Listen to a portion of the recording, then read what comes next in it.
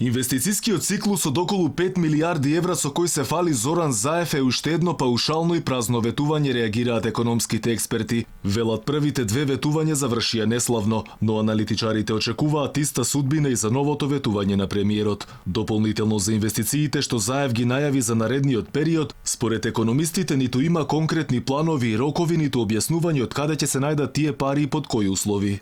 Нови резултати кои што се загрижувачки за нас во делот на странските директни инвестиции се повеќе резултат на погрешните економски политики нова влада, стара нова влада во изминативе 3 години, отколку резултат на економската криза.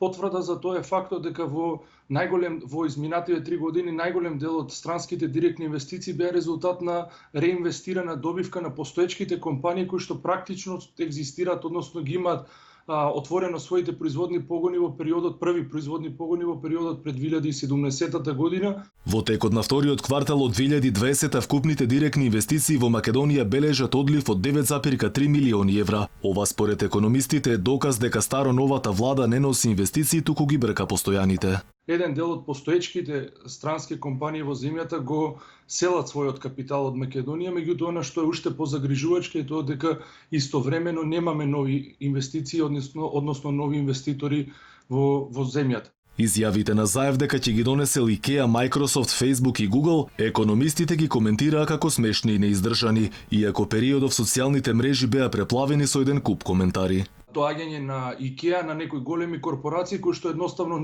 не можеме да ги видиме во Македонија затоа што политиките на оваа влада се тотално погрешни. Во првите 5 месеци од годинава, според податоците од Министерството за финансии, се реализирани само 20% од предвидените капитални инвестиции за цела година, односно инвестирани се 86 милиони евра. Лани биле реализирани само 2/3 од капиталните инвестиции предвидени со буџетот за цела година. Во почетокот на годинава се планираа капитални инвестиции од 391 милиони евра, но се скратија за 90 милиони евра, а на крајот на годината беа инвестирани 197 милиони евра. Иако се продолжи со ваквата динамика за да се реализираат капитални инвестиции од 5 милиарди евра, ќе бидат потребни речиси 20 години. Колку за подсетување, Македонија како последна на лошите економски политики е речиси на дното на листата на Doing Business, каде своевремено беше на високото 10-то место, иако се продолжи со исто темпо, според економистите, бројот на компании кои би се решиле да дојдат во Македонија се повеќе ќе се намалува.